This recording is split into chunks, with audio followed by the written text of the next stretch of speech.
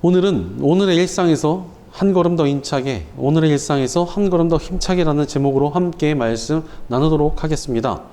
제가 초등학교 다닐 무렵에 한국 사회가 발칵 뒤집힌 적이 있습니다. 동네마다 예수님께서 곧 재림하신다는 포스터가 붙어 있었습니다. 어떤 이단 단체에서 예수님의 재림 날짜를 알고 있다면서 난리를 쳤고 그것에 온 나라가 들썩거리게 만들었습니다. 9시 뉴스에서도 그 이야기를 다루었고 심지어는 외국에서까지 취재를 온 적이 있습니다. 문제는 날짜가 됐지만 예수님께서는 오지 않으셨습니다. 오셨으면 우리가 지금 여기 없겠지요. 그리고 얼마 지나지 않아서 그 이단 교주는 사기죄로 감옥에 가게 되었습니다. 비슷한 이야기로 제 아내의 고등학교 때 친구 중에 이단에 다니던 사람이 하나 있었습니다. 그런데 그 친구가 말하기를 곧 예수님께서 오실 것이고 만약에 예수님께서 고등학교 졸업할 때까지 안 오시면은 자기 재산을 다 주겠다고 장담을 했다는 것입니다. 그런데 지금도 안 오시지 않았습니까? 그래서 혹시 지금이라도 연락 한번 해보라고 전 재산 받아가지고 우리 좀 맛있는 것 좀 먹자고 우스갯소리를 해본 적이 있습니다. 이렇게 예수님께서 곧 오신다 이렇게 외치는 이단들이 역사적으로 굉장히 많았습니다. 심지어 정확한 날짜를 안다고 주장하는 이단들도 끊임없이 등장해 왔습니다. 그런데 여러분 가장 중요한 게 하나 있습니다. 일단 날짜를 안다 이러면 고민할 필요가 전혀 없습니다. 그냥 무조건 이단이고 사기입니다. 예수님께서 말씀하시기를 예수님께서 다시 오실 날짜는 오직 하나님 아버지만 알고 계신다고 하셨는데 그걸 안다는 사람은 예수님과 성경 말씀을 정면으로 부정하는 것이지 않습니까? 게다가 또 이런 이단들의 패턴이 다 똑같습니다. 겉으로는 되게 깨어있는 척을 하면서 주님 곧 오신다 준비해야 된다 그렇게 말을 합니다. 근데 자세히 들으면은 그런데 예수님께서 오시는데 돈이나 재산이 무슨 필요이냐 다 헌금해가지고 갖다 바쳐서 상급을 더 얻자 이런 논리로 접근을 합니다. 그래서 돈을 다 갖다 바치고 기다렸는데 정작 예수님은 안 오시고 교주는 돈 들고 도망가 버리는 패턴이 2000년째 반복 중입니다. 정말 창의력도 되게 없고 아주 치졸한 사기꾼들이라고 볼 수가 있습니다. 그런데 우리가 살펴보고 있었던 이 데살로니가 교회에서도 이미 비슷한 문제가 발생했던 것으로 보입니다. 오늘 본문 1절을 보면은 형제자매 여러분 우리 주 예수 그리스도께서 다시 오시는 일과 우리가 그분 앞에 모이는 일을 두고 여러분에게 간청합니다 라고 말씀하십니다. 바울은 이 데살로니가 교회를 향해서 막 칭찬하고 격려를 하다가 이제 본론을 이야기합니다. 누가 혼낼 때 막 칭찬 계속 해주잖아요. 너 요즘 참 잘하고 있고 참 요즘 열심히 하더라. 그런데 이러면서 혼내는 것처럼 이제 바울도 그런데를 시작한 겁니다. 바로 예수님께서 다시 오시는 일과 그분 앞에 모이는 일, 바로 종말과 재림에 대한 이야기를 하겠다는 것입니다. 바로 데살로니가 교회에 잘못된 종말론을 가지고 있는 사람들이 나타났기 때문이었습니다. 예수님께서 오실 날이 정말 얼마 남지 않았다. 그러니까 어서 대비해야 된다. 이렇게 이야기하는 이단들이 나타났던 것입니다. 이 사실을 알게 된 바울은 이 잘못된 종말론의 데살로니가 교회가 물드는 것을 막으려고 급히 편지를 보냈던 것이었습니다. 그런데 주님께서 곧 오신다.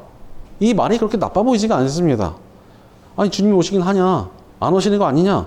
이런 식의 신앙보다는 훨씬 더 좋아 보이는 것이 맞습니다.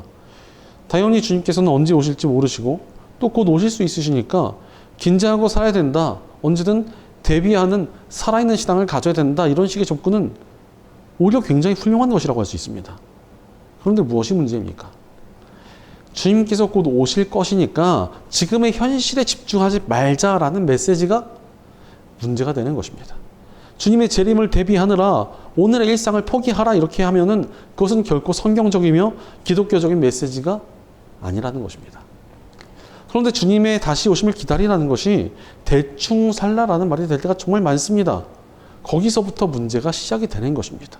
예수님께서 곧 오시는데 세상살이가 뭐가 중요하냐? 대충 세상에서 살고 신앙적인 일이나 해라. 이런 식으로 접근할 때 그 신앙은 절대로 건강할 수가 없습니다. 예를 들어 제가 대학생 때 단기 선교 붐이 불었습니다. 이런 붐을 일으킨 것은 선교를 열심히만 하면은 예수님께서 오시는 시기를 인간적인 힘으로 앞당겨낼 수 있다고 주장하는 굉장히 지독하게 교만한 말을 하던 불건전 단체였습니다. 자기네가 전도를 열심히 하면 예수님께서 하루라도 빨리 오실 수도 있다는 거예요. 예수님께서 하나님께 정하신 날짜가 아니라 자기네가 열심히 선교만 하면은 예수님 빨리 오신다는 겁니다. 조금 이상하죠. 하나님께서 정해놓으셨다는데 자기네가 날짜를 바꿀 수 있다는 거예요. 문제는 거기 혹한 청년들이 정말 많았습니다. 사실 선교학적으로 단기 선교 이러면은 최소 6개월 이상을 말합니다. 그 이하는 선교라고 말하진 않고요. 비전을 찾기 위한 여행, 비전 트립이라고 부릅니다. 그런데 뭐 꼴랑 2, 3주 가면서 거기에 단기 선교라고 이름을 붙여놓고 학생들을 꼬셨습니다. 뭐 어쩔 수가 없습니다. 거기 대표가 신학을 공부를 제대로 한 적이 없거든요. 안타깝게도 신앙 좋은 학생들이 거기 다 넘어가가지고 이 비전 트립을 엄청나게 많이 갔습니다. 그런데 그때부터 망가집니다. 자기들이 예수님께서 빨리 오시도록 길을 닦는 사람들이라면서 어깨에 힘이 일단 빡 들어갑니다. 그리고는 무슨 선교 훈련 받는다고 난리가 나가지고 교회 활동이나 자신의 실력을 키우는 일에는 관심을 잃어버립니다. 한마디로 선교사는 아니지만 선교를 하겠다면서 자신의 삶을 정말로 아주 대충대충 살아갑니다. 심지어는 뭐 취업도 안 해요.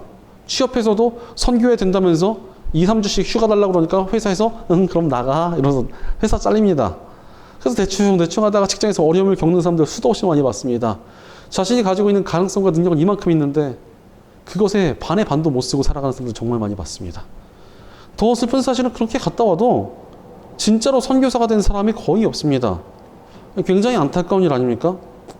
사실 뭐 제대로 쓰임받지도 못합니다. 점점 교회에서는 골칫덩어리가 돼버리고 맨날 무슨 선교 간다고는 하는데 혼자 하나님의 일을 다 하는 것처럼 굴고 그러나 뭐 할 줄 아는 게 제대로 있나? 그런 것도 없습니다.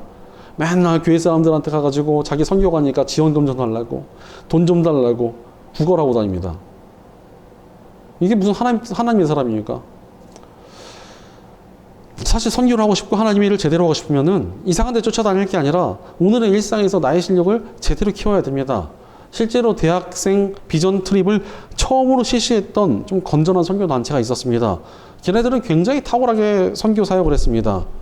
예를 들어 뭐 첫 해 선교지를 딱 갑니다. 그래서 선교지에 필요한 부분들을 다 보아요. 예를 들어서 뭐 길을 닦고 건물을 지어야 된다. 이러면 어린 학생들이 이제 본국으로 돌아옵니다. 그래서 이 학생들이 다시 그 선교지 갈 때까지 그 기술을 배우는 겁니다. 그리고 다시 또 그 선교지로 돌아가서 거기다 건축을 그 학생들이 진행하는 식으로 선교를 했습니다. 실력을 키워서 쓰임받은 것입니다. 그런데 그 괴상한 단체는 그런 일을 한 것을 본 적이 없습니다. 그러나 정말 실력을 제대로 키워야 잘 쓰임받을 수가 있습니다. 실력도 없이 대충 살면서 뭐 말로는 주님을 위한다고 하는데 아니 대체 그 사람을 어디다 쓰겠습니까? 뭐 할 줄 아는 게 아무것도 없는데 뭐 하나님께서 쓰려고 해도 뭐 쓸 데가 있어야 쓰죠. 대충 사는 것은 절대 하나님의 뜻이 될 수가 없습니다.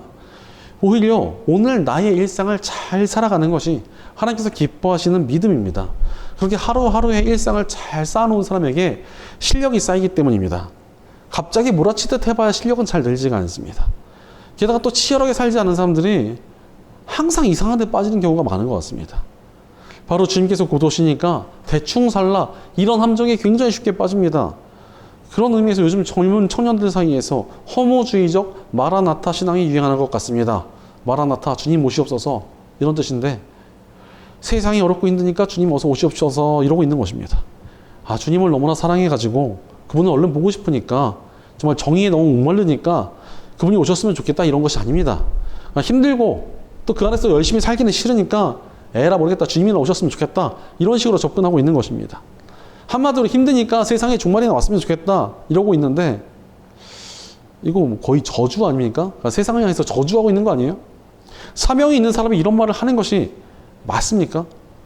제가 예전에 대학 다닐 무렵에 학교 기도회 때 굉장히 감동을 받은 적이 있습니다. 어떤 강사님이 또 오셔가지고 예수님의 재림과 종말에 대한 설교를 하셨습니다. 그리고 막 주님 어서 오시옵소서 이러면서 빨리 기도하자고 막 그러면서 기도회를 진행하셨습니다. 그래서 다들 열심히 기도를 하는데 갑자기 옆에 있던 어떤 한 학생이 막 펑펑 우는 겁니다. 그래서 와, 왜 저렇게 우나? 쟤는 굉장히 믿음이 좋은가 보다. 주님이 많이 보고 싶나? 이러면서 기도를 좀 들어봤습니다. 근데 기도 내용이 좀 되게 재밌었어요. 다른 애들은 막 주님 오시옵소서 이런데 얘는 뭐라고 기도하냐면 주님 조금만 늦게 와주시옵소서 이렇게 기도를 하고 있었던 것입니다. 왜 이런 기도를 했을까요? 이제 옆에 막 주변 학생들을 다 기도하니까 정말 주님 빨리 오실 것 같았는지 얘가 불안했던 것 같아요. 그래서 부모님 전도할 때까지만 기다려주세요. 제 동생이나 제 언니 전도할 때까지만 기다려주세요. 제발 그때까지만 천천히 와주세요. 이렇게 기도를 하고 있었습니다. 이런 사람이 정말 사명 붙들고 치열하게 전도하고 있는 사람 아닙니까? 그냥 아무 대책도 없이 내 삶을 대충 살면서 다 내팽개 쳐놓고 오소서 이런 게 신앙이 아니라는 것입니다. 주님 뜻대로 오늘의 일상에서 더욱 힘차게 살아가는 것이 바로 믿음이라는 것입니다. 물론 우리 주님 바른 듯이 오십니다. 그게 진짜 오늘일 수도 있고 내일일 수도 있고 먼 미래일 수도 있습니다. 그날 바울의 말처럼 예수님께서 우리를 한 자리로 불러 모아 주실 것입니다. 이것은 확정된 일입니다. 그런데 그렇다고 뭐 대충 사는 게 맞습니까? 오히려 그 날이 있기에 오늘을 잘 살아야 되는 것입니다. 그 날이 오면은 더 이상 우리는 이 땅에서의 삶을 살아갈 수가 없습니다. 이 땅에서 살면서 상급을 만들 기회도, 주께서 맡기신 나의 사명을 더 해낼 수도, 내 주변의 영혼들을 전도할 수도 없습니다. 그러니 오히려 우리는 오늘의 일상에서 더욱 힘차게 살아가야 합니다. 마지막이 있기에 절대로 대충 살아서는 안 된다는 것입니다. 실제로 성경의 정신에는 대충 살라는 것이 절대 없습니다. 이 남유다 왕국이 바벨론의 손에 멸망당하고 백성들이 포로로 끌려갔을 때 거짓 예언자들은 뭐 금방 포로 생활이 끝날 거니까 집도 짓지 말고 결혼도 하지 말고 대충 살라고 했습니다. 그러나 하나님께서 보내주신 선지자 예레미야는 포로로 끌려간 그 땅에서도 오히려 집도 짓고 농사도 지으며 결혼해서 아이도 낳고 힘껏 살라고 말을 합니다. 바로 어려운 환경이더라도 어차피 사라질 이 땅에서라도 하나님께서는 우리가 힘껏 살아가길 바라신다는 것입니다. 바로 지금 이 자리가 하나님께서 내게 맡기신 자리이기 때문에 그렇습니다. 지금 나의 직업, 나의 상황, 이곳에 원하시는 바가 있으셔서 우리를 이곳에 두신 것입니다. 그리고 내게 원하시는 뜻은 이곳에서 정말 힘껏 살아갈 때 발견할 수 있는 것입니다. 그러니 내가 맡은 일들을 대충 한다는 것은 정말 말이 되질 않습니다. 오히려 오늘 내 일상을 힘껏 잘 살아내는 것이 하나님 나라 백성의 방식입니다. 바로 우리는 오늘의 일상에서 더욱 힘차게 살아가야 합니다. 그럼에도 불구하고 대충 살고자 하는 사람들이 정말 많습니다. 심지어 하나님 나라를 위해 살려면 이 땅에서는 대충 살아가는 것이 맞다고 말을 하는 사람들도 있습니다. 세상의 가치는 아무것도 아니니까 그딴 것들에 마음 쓰지 말고 오직 하나님 나라를 위한 일에만 열심을 내야 된다는 것입니다. 그러면서 교회를 열심히 해야 되고 세상에서는 뭐 대충 살아야 되고 하나님께서 맡기신 일들이 있으면 그것만 해야 되고 세상에서는 그냥 뭐 나머지 힘 가지고 살라 이렇게 이야기를 합니다. 뭔가 또 틀린 말은 아닌 것처럼 보일 때도 있습니다. 그러나 대충 살라는 말은 절대 진리가 될 수 없습니다. 아니 그냥 생각만 해도 그렇지 않습니까? 예를 들어서 뭐 교회 가가지고 정말 모든 에너지를 다 쏟고 자기 직장 가가지고 맨날 졸고 있고 일도 대충대충 하고 잘 안 해요. 그럼 이 사람이 어떻게 전도를 하고 이 사람을 보면서 교회 이미지는 또 어떻게 되고 크리스천들을 또 어떻게 보겠습니까? 그런데 지금 이런 사람들이 너무나 많기 때문에 지금 한국 기독교 이미지가 바닥으로 가고 있는 것 아니겠습니까? 오늘 본문 2절을 보면 여러분 영이나 말이나 우리에게서 받았다고 하는 편지에 속아서 주님의 날이 벌써 왔다고 생각하게 되어 마음이 쉽게 흔들리거나 당황하는 일이 없도록 하십시오 라고 말씀하십니다. 데살로니가 교회에 주님께서 곧 오실 것이라는 가짜 이야기를 전파하는 사람들이 있었습니다. 그들 때문에 데살로니가 교회 사람들의 일상이 흔들리기 시작하는 것입니다. 그러니 사도 바울이 급하게 편지를 써서 이들을 바로 잡으려 했던 것입니다. 바로 크리스천들에게 있어서 종말은 결코 일상의 포기가 아니기 때문에 그렇습니다. 오히려 오늘의 일상을 잘 살아내기 위한 원동력이 예수님의 다시 오심에 있습니다. 실제로 우리 예수님께서 말씀하시기를 사람들이 밭도 메고 장사를 하며 결혼도 하는데 어느 날 갑자기 예수님께서 돌아오실 것이다 이렇게 말씀하셨습니다. 예수님께서 다시 오시고 세상이 끝나는 그날이 어떤 특별한 날이 아니라는 것입니다. 그저 일상을 살던 도중에 갑자기 오신다는 것입니다. 그러니 언제든지 때려 맞추는 것은 어리석은 일입니다. 그냥 언제든 오실 수 있으니까 나의 매일을 힘껏 잘 살아가는 것이 우리가 해야 할 일인 것입니다. 벼락치기가 아니라 지금 내 삶을 잘 살아내는 것이 크리스천들의 삶이라는 것입니다. 그러기 위한 능력이 바로 종말의 복음입니다. 대충 살아도 되는 것이 아니라 일상을 잘 살게 하는 힘이 종말의 복음 안에 있습니다. 주님께서 다시 오신다는 이 사실이 우리가 일상을 잘 살아갈 수 있도록 만드는 능력이 된다는 것입니다. 실제로 우리는 예수님의 십자가로 구원을 받았습니다. 하나님께서 우리를 구원해 주시고 또 그냥 내버려 두지도 않으셨습니다. 우리를 백성으로 삼아주시고 우리와의 동행을 시작하셨습니다. 이 땅에서 우리와 동행을 시작해 주신 것입니다. 중요한 포인트가 있습니다. 바로 이 땅에서 동행을 시작하셨다는 겁니다. 이 땅에서의 삶을 대충 살아도 되고 별 의미도 없다면 굳이 이 땅에서 같이 함께 안 해주셔도 됩니다. 그러나 하나님께서는 이 땅에서 먼저 우리와 동행을 시작하셨습니다. 그것은 이 땅에서의 삶을 도와주실 것이고 이 땅에서 우리가 힘껏 살아가는 것이 하나님의 뜻이라는 것입니다. 실제로 기독교적인 정신에 있어서 우리의 직업은 단순한 돈벌이가 아닙니다. 소명이라고 부릅니다. 우리가 세상에서 맡은 모든 일이 하나님께서 맡기신 사명이라는 것입니다. 이것을 어떻게 대충 할 수 있겠습니까? 게다가 또 십자가의 복음은 훗날 심판이 있음을 전제하고 있습니다. 심판이 있으니까 우리에게 구원이 필요한 거 아니에요? 그런데 마지막 날 사람이 무엇을 가지고 심판받습니까? 이 땅에서의 삶을 가지고 심판받습니다. 그러니 이 땅에서의 삶을 결코 대충 살아갈 수 없다는 것입니다. 게다가 또 하나님께서는 구원받은 우리에게 심판이 아닌 상급을 약속하셨습니다. 이것을 무엇을 가지고 상급을 받습니까? 마찬가지로 우리의 삶을 가지고 상급을 받습니다. 그런데 어떻게 이 삶을 대충 살겠습니까?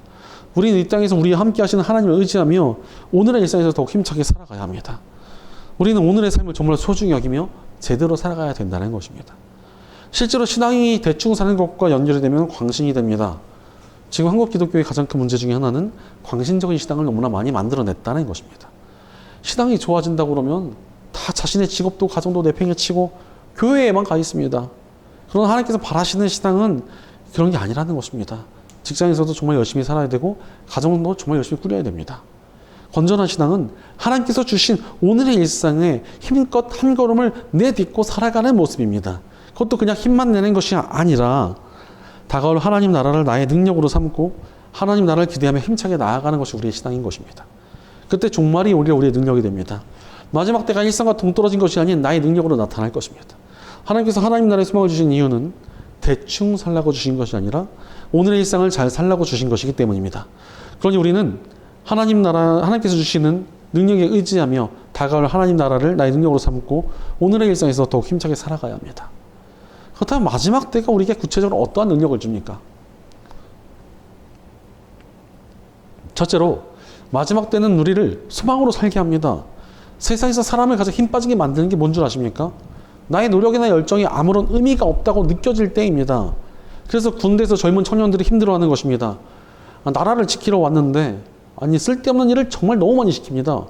높으신 분들은 군인들이 쉬고 있으면 딴 생각을 한다는 걱정을 하고 있어가지고 어떻게 해서든지 일을 만들어서라도 시킬 때가 많습니다. 그런데 뭐 사람들이 눈치가 있다 보니까 이거 별로 쓸모없는 일이다. 이거 다 알고 있습니다. 그러니까 더욱 힘들어하는 것입니다. 바로 삶의 의미가 있어야 힘차게 살아갈 수 있습니다. 사실 우리가 오늘의 일상을 잘 살아가는 것이 무엇이겠습니까? 그냥 세상에 나가서 일만 열심히 하면 잘 살아가는 거 맞습니까? 그렇지 않습니다. 하나님 백성답게 정직하고 바르며 하나님의 영광을 위해서 살아가는 것입니다.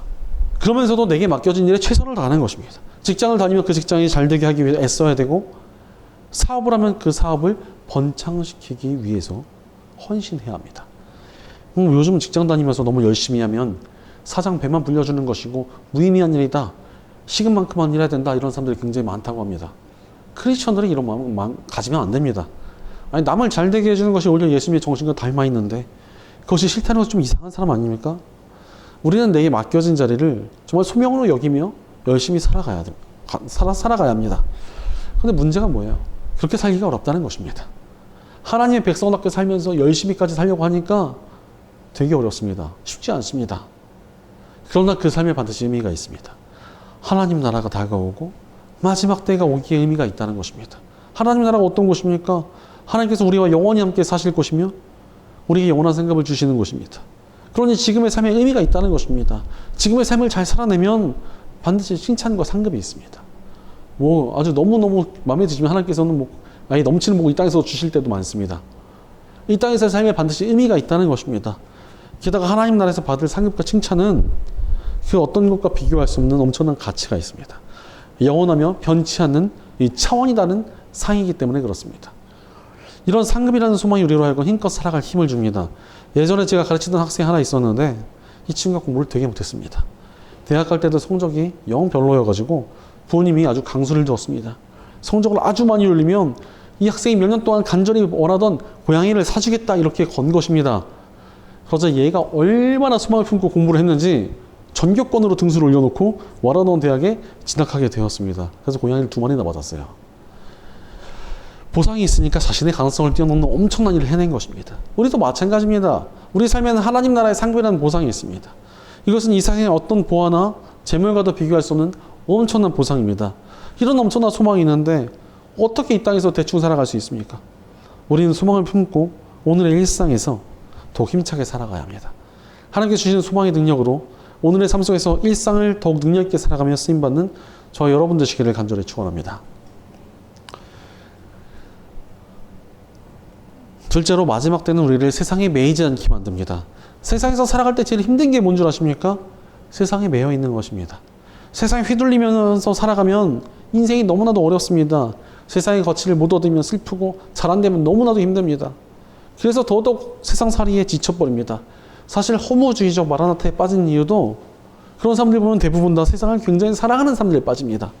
너무나 사랑하는데 내가 얻지 못하니까 야씨 내가 얻지 못하는 이 세상 그냥 망해라 이러면서 세상이 끝나길 바라는 것입니다. 이 세상에 매여 있는 것입니다.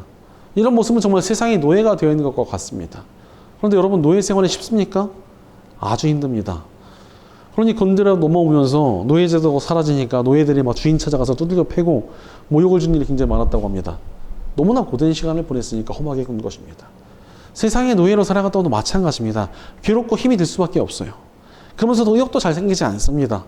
우리가 세상의 노예로 살아가니까 쉽게 지치고 대충 살게 되는 것입니다.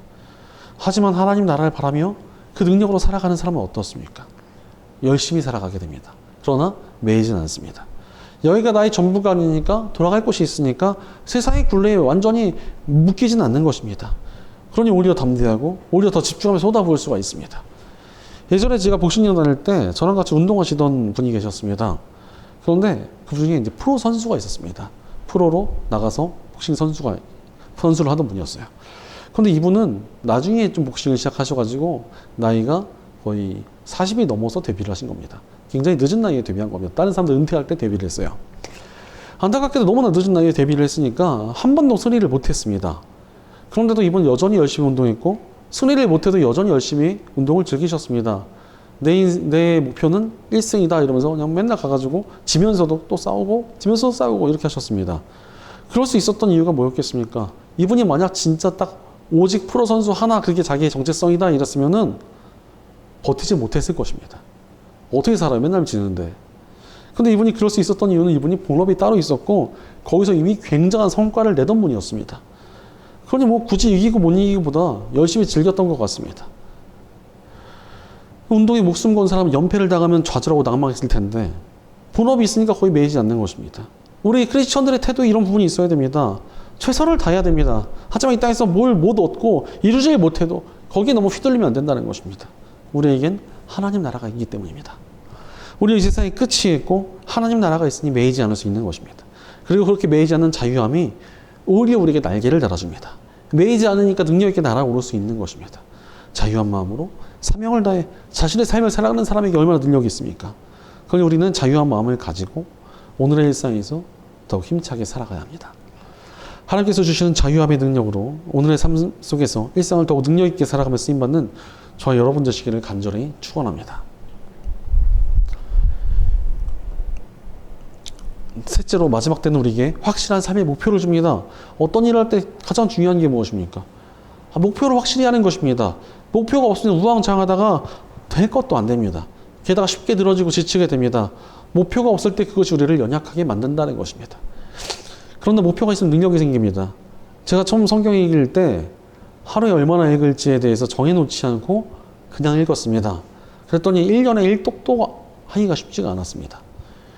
그러다 이대로 안 되겠다 싶어가지고 매일 목표치를 정해놓고 읽고 있습니다. 그러니 아직도 많이 부족하지만 그래서 어디 가서 성경 되게 안 읽는 목사다라는 소리는 안 들을 만큼은 읽었습니다. 게다가 또 매일 묵상을 써가지고 올리고 있지 않습니까? 친구 목사는 보더니 와, 이거 어떻게 이거 맨날 쓰냐 난 못한다 이렇게 절레절레 합니다. 그런데 매일 성경을 정해놓고 읽다 보니까 거기서 영감도 없고 깨달아지는 것도 많아서 그냥 그것들을 나누다 보니까 묵상이 되는 것입니다. 바로 목표가 중요합니다. 그런데 마지막 때를 바라보는 크리스천들은 어떻습니까?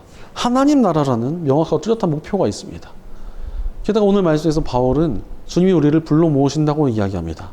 그때 우리가 무엇을 들고 가겠습니까? 예전에 어떤 스님이 여보게 저승 갈 때 무엇을 들고 가지? 이런 책을 썼습니다.